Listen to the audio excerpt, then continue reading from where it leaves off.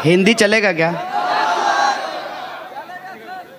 मोदी जी की तरह गलत बांग्ला बोलने से अच्छा है हिंदी में ही बात कर लिया जाए।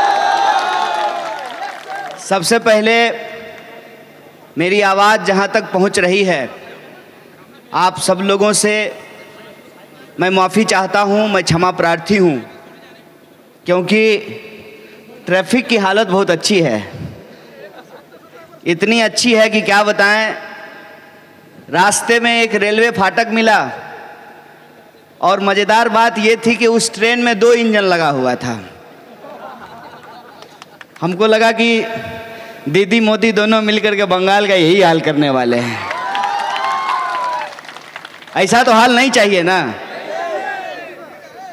आपको जो भी चाहिए वो आपका निर्णय है।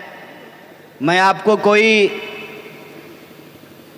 लेक्चर देने के लिए नहीं आया हूँ, इसलिए कि मेरी इतनी कुवत भी नहीं है।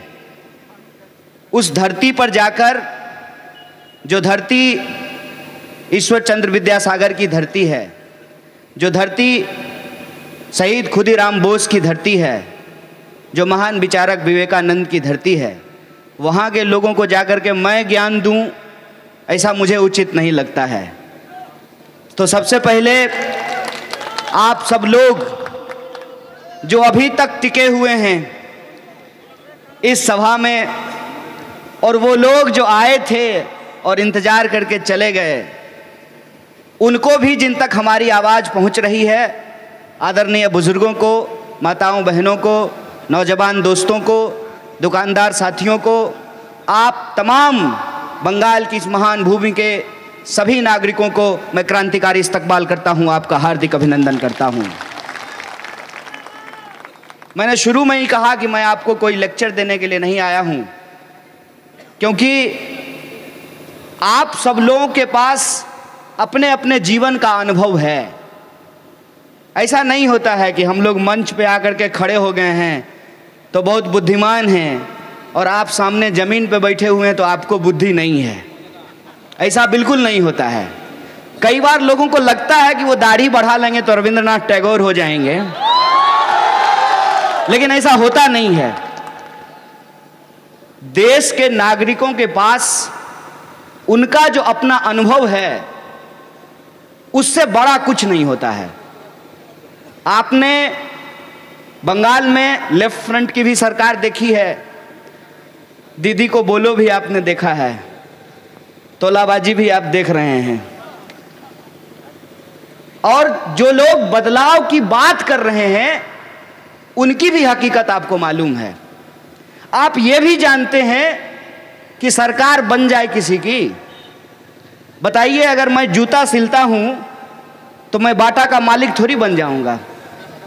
हर चाय बेचने वाला देश का प्रधानमंत्री नहीं बन जाता है, वो चाय ही बेचता है। आप जो रोज बरोज करते हैं अपनी जिंदगी को जीने के लिए, अपने गुजर बसर के लिए, आप जानते हैं कि इसमें कोई खास परिवर्तन नहीं होने वाला है। मानते हैं कि नहीं मानते हैं? 5 साल का तमाशा है, चुनाव होता है, पार्टियां आती हैं, सर के ऊपर उड़न खटोला उड़ता है हेलीकॉप्टर, फिर 5 साल के बाद वही तमाशा होता है। मैं आपसे सिर्फ और सिर्फ आपके टैक्स के पैसे पे हमने पढ़ाई की है, हमने आपका नमक खाया है, वो नमक अदा करने के लिए हम आपके बीच में आए हैं। हम सिर्फ और सिर्फ अपना अनुभव आपसे साझा करने के लिए आए हैं कि आप जो करते हैं वो आप करेंगे। आपका मुस्तकबिल आप तय करते हैं, आप अपने जीवन को अपने तरीके से बेहतर बनाते हैं। आपके खून और पसीने से, आपके मेहनत से आपके घर में खुशहाली आती है, ये बात हम जानते हैं।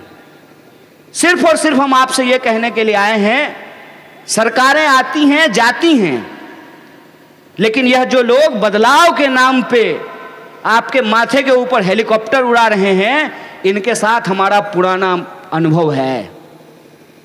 इनके साथ हमारा पुराना अनुभव ऐसे है कि अभी आप कम से कम अपनी मेहनत से, अपनी कमाई से घर में चुपचाप खा तो रहे हैं। ये वो लोग हैं जो कल को आपके किचन में घुस जाएंगे, आपके रेफ्रिजरेटर में घुस जाएंगे। ये वो लोग हैं कि आप क्या पहनते हैं, आप क्या खाते हैं, आप क्या सोचते हैं, आप क्या बोलते हैं, उस पे ये पहरा लगाने वाले लोग हैं। ये वो लोग हैं कि आपका पूरा का पूरा खानदान, आपके पूरे के पूरे पूर्वज, आपका पूरा का पूरा इतिहास जिस पड़ोसी के साथ है, उस पड़ोसी के बीच में ये हिंदू मुसलमान का दीवार खड़ा करने वाले लोग हैं। हम आपको सिर्फ और सिर्फ ये कहने के लिए आए हैं कि प्रधानमंत्री के मुंह से लार क्यों टपक रहा है बंगाल को लेके। अगर भूख लगी है तो बंगाल का संदेश खिला दीजिए उनको, रसगुल्ला खिला दीजिए, मिष्टी दोई खिला दीजिए। ये लार क्यों टपक रहा है भाजपा के मुंह से? असली मसला क्या है? क्यों वो भाजपा का नेता इंदौर छोड़ करके बंगाल में पड़ा हुआ है? उसको तो आवासीय प्रमाण पत्र कलकत्ता का बनवा लेना चाहिए। क्या वजह है? पूरे देश में उनका राज है, हर कीमत पे उनको बंगाल क्यों चाहिए? एक बात मैं आपको याद दिलाना चाहता हूं। 1947 में जब देश का बंटवारा हुआ था तो सबसे ज्यादा खून अगर कहीं बहा था तो इस देश के दो इलाके थे, एक था बंगाल और दूसरा था पंजाब। पंजाब में ये पैर नहीं जमा सकते हैं, पंजाब में इनको पैर जमाने की हिम्मत नहीं है, क्योंकि पंजाब के लोगों को वो याद है कि हिंदू मुसलमान के इस झगड़े ने इस देश का कितना बड़ा नुकसान किया है। और पंजाब के जो लोग हैं अपने हक और अधिकार के लिए कृषि कानून के खिलाफ में दिल्ली के बॉर्डर पे बैठे हुए हैं, सरकार का चक्का जाम किए हुए हैं। किसानों का जोर देखिए कि इनको अपनी कृषि मंत्री को यह समझाने में नाकाम रहे और कृषि मंत्री को किसान बिल के विरोध में इस्तीफा देना पड़ा। तो पंजाब में इनका पांव जम नहीं सकता है, तो ये बंगाल आए हैं बांग्लादेशियों का नाम लेकर के। पूरे देश में ये आए हैं पाकिस्तान का नाम लेकर के, बंगाल में ये आना चाहते हैं बांग्लादेश का नाम लेकर के। लेकिन ये आकर के करना क्या चाहते हैं? किसी को अगर भ्रम है कि बीजेपी आएगी तो बदलाव आएगा, साहब 100 बार अपनी इस बात पे आप विचार कीजिएगा कि अगर बीजेपी के आने से बदलाव आना होता तब तो बिहार लंदन बन गया होता। हम तो बिहार से आते हैं ना। बिहार में ये लगातार सरकार बना रहे हैं, अभी भी सरकार बनाए हैं, डबल इंजन की ही सरकार है।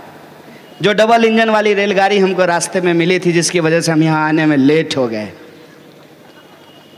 तो बिहार तो लंदन बन गया होता ना। बिहार में बदलाव हो गया है, उत्तर प्रदेश में बदलाव हो गया है, गुजरात में बदलाव हो गया है, मध्य प्रदेश में बदलाव हो गया है। वो बदलाव बंगाल के लोग चाहते हैं क्या? आप चाहते हैं कि आपके यहां बलात्कार की संख्या बढ़ जाए? आप चाहते हैं हिंदू और मुसलमान के बीच में दंगा बढ़ जाए? आप चाहते हैं कि किसान और आत्महत्या करने लगे? आप चाहते हैं कि आपके सरकारी संस्थान बंद कर दिए जाएं? आप चाहते हैं कि आपके सरकारी संस्थानों को अपने दोस्तों को कौड़ियों के दाम में बेच दिया जाए? ये बदलाव क्या है भाई?